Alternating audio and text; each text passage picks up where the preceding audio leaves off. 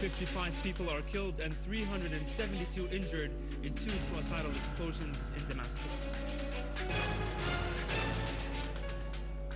The 2 terrorist acts are condemned by international, regional and local circles that brand them as targeting Syria's stability and dealing a blow to Amman's plan.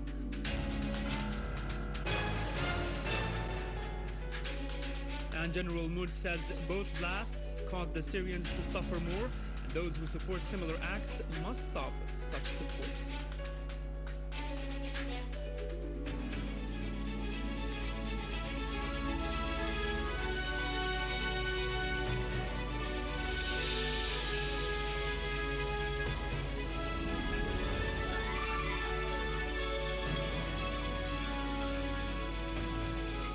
Good afternoon and welcome to News in English. 2 terrorist explosions hit Damascus this morning near Al-Qazzaz's crowded intersection. A Ministry of Interior statement said that at 7:56 this morning, and as Syrians were heading to their work and schools, 2 successive terrorist explosions took place on the ring road in the highly crowded and densely populated area of Al-Qazzaz and near a law enforcement troops center. The statement added that this constitutes a new crime perpetrated by the armed terrorist groups that are supported by foreign sides which keep trading with Syrian blood. The ministry pointed out that the 2 explosions took place in 2 booby-trapped cars driven by 2 suicide bombers and loaded with large quantities of explosives weighing more than 1,000 kilograms. The blast caused 2 holes in the ground, the first 5.5 meters long, 3.30 meters wide, and 1 meter deep. The second hole was 8.5 meters in diameter and 2.5 meters deep.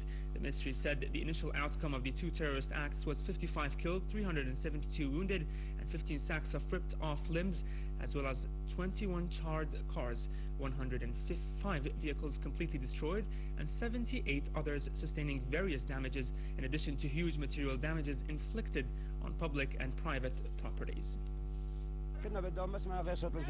I was on my way to work when I heard the explosion. I rushed back to my home to be reassured about my children. I started to help the people. May God Almighty not forgive the perpetrators. We were all there. Nobody went to work. We are all civilians here. Look at the houses. Even inside the alleys, the houses were destroyed. Whole families needed to be rescued. Many families were moved away from this alley. Walls crumbled down. No single wall can be seen erected. Houses were destroyed. I want to say to Qatar and to Saudi Arabia, if you claim to defend freedom, how come you do not understand its meaning? We have given the freedom to your fathers and forefathers. What is happening is unfair. They do not know the meaning of freedom. We were asleep. After the first explosion, I put my wife and children in another room.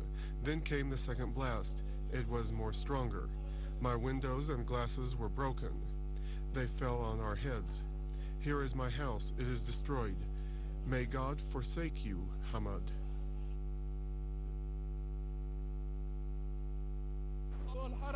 Listen, brother, we were in the alley. We ran away after the first explosion.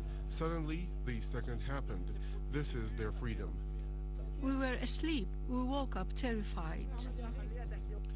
At Al-Mujtahid Hospital in Damascus, several citizens who were wounded in the 2 explosions have recounted the details of the ugly crime perpetrated by terrorist groups which targeted hundreds of citizens.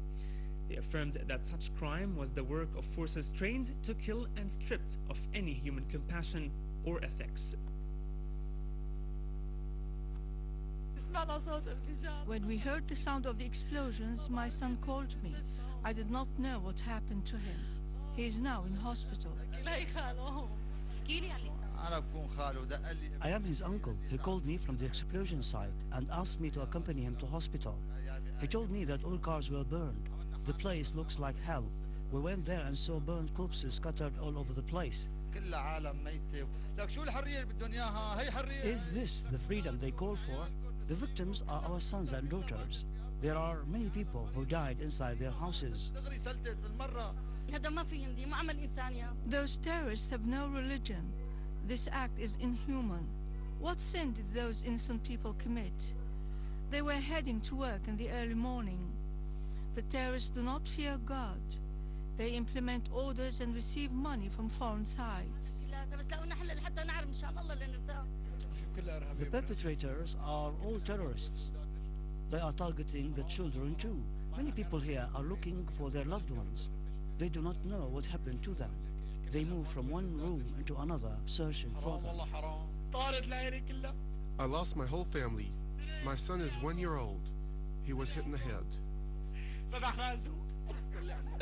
These explosions are targeting the whole country. I wish they would be burned in the same fire they helped to ignite. There is a 1 year old child inside who is undergoing a surgery to the head. He's only 1 year old. They detonated the first explosion, and when the people began together, they detonated the second, which was much stronger and much more powerful. Hundreds of Syrian citizens frequented blood donation centers in Damascus today to donate blood for the wounded in the two terrorist explosions.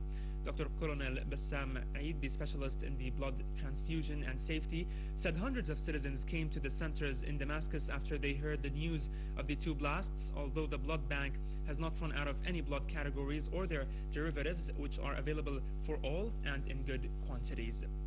Head of the UN Observers Mission General Robert Mood visited the site of the two explosions, addressing those who support and stand behind such blasts inside or outside Syria. Mood warned that such explosions would increase the suffering of the Syrian people. Therefore, they should stop this violence and give a chance to the Syrians to move forward in a peaceful direction away from killing innocent citizens. I would like to express to all Syrians my deepest condolences, my warmest thoughts to all the victims and to all the families, the whole population of Syria. These are deplorable acts. It needs to stop. Whomever inside Syria or outside Syria that is supporting this, they need to understand that it's only giving more suffering to the Syrian people. They have to stop and give the Syrian people a chance to move in a peaceful direction without having innocent people being killed in the street. The UN envoy to Syria, Kofi Annan, condemned the two terrorist bombings that hit Damascus near Al-Qazzaz's crowded intersection on the southern highway. In a statement he made, Annan called for ending all forms of violence and protecting the civilians. He said these abhorrent acts are unacceptable and the violence in Syria must stop. Meanwhile, the Russian Foreign Minister, Mr. Sergei Lavrov, has condemned the terrorist blast in Syria. He said such acts aim at undermining a peaceful solution in the country.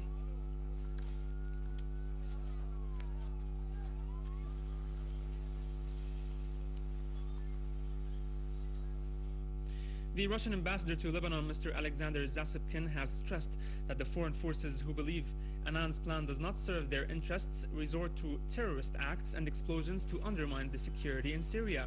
He added that the success of Annan's plan requires first the halt of violence by all parties in order to calm things down and pave the way for dialogue according to the plan, pointing out that this also requires the end of financing and arming terrorist groups.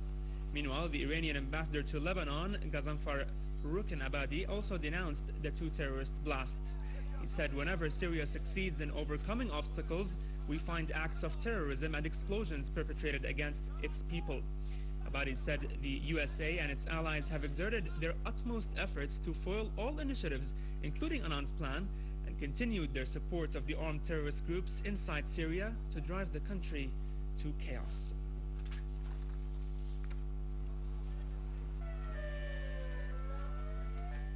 The People's Assembly strongly condemned the two terrorist blasts which hit Damascus, asserting that these acts target the will and determination of the Syrian people to overcome the crisis. The Assembly called on international bodies and organizations to shoulder their responsibility within the framework of a special conference which supports Kofi Annan's plan to solve the crisis through a political dialogue based on the will of the Syrians themselves. A number of organizations and political parties, in addition to the Syrian Observatory for Victims of Violence and Damascus Chamber of Commerce, also denounced the two terrorist explosions which targeted innocent civilians in Damascus. Meanwhile, the Arab Lebanese gathering also condemned the terrorist explosions in Damascus and urged the Syrian leadership to use an iron fist in combating terrorism inside the country. The leadership of independent Nasserine movement in Lebanon also condemned the terrorist attacks in Damascus, pointing out that the foreign ministers of Saudi Arabia and Qatar are directly involved in shedding the Syrian blood through offering financial support to the terrorists. The Muwahideen denomination scholars in Syria also condemned the two terrorist explosions. Sheikh Aqil Hikmat al-Hijri, the top cleric of al-Muwahideen scholars, said that the two explosions represent an ugly and cowardly act which targeted innocent civilians. For its part, the Palestinian Front for Popular Struggle condemned the two terrorist explosions and stressed that Syria is being targeted for its important regional and international role, adding that terrorists on the ground who are being supported by foreign sides seek to destroy any hope for a political solution in Syria.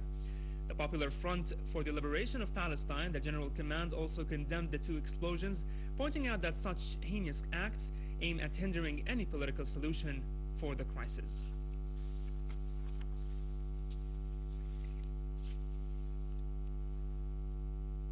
Another terrorist explosion hit the Lermoun area in Aleppo city, targeting with a car bomb a law enforcement barricade, causing the fall of victims and heavy material damages to buildings and property.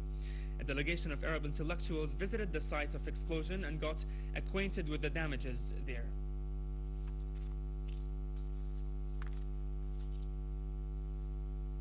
"160 citizens who were involved in recent events in Syria and did not commit any act of killing against the Syrian people have turned themselves into the authorities in Hama governorate and its suburbs. Their situation was settled after they undertook to lay down their arms once and for all. They expressed regret and pledged not to carry out any acts that encroach upon Syria's security and stability in the future." Well, this is the end of this news bulletin. For more news, log on to our website in English, syriaonline.sy.